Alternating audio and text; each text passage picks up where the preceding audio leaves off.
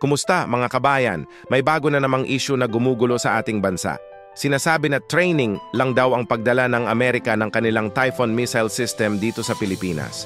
Pero teka muna, bakit kailangan ng armas na may libo-libong kilometrong abot kung para lang sa depensa sa loob ng bansa? Minsan, ang pinakamahalagang tanong ay yung mga simpleng tanong.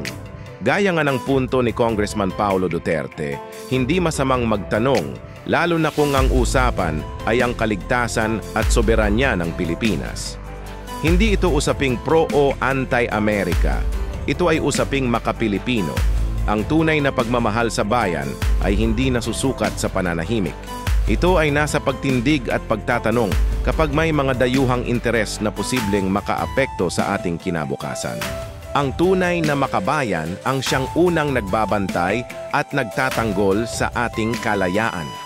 Ikaw, anong sa tingin mo? I-comment mo ang iyong saloobin sa ibaba. Huwag kalimutang mag-like, share at mag-subscribe para sa mas marami pang makabuluhang talakayan. Maraming salamat sa panonood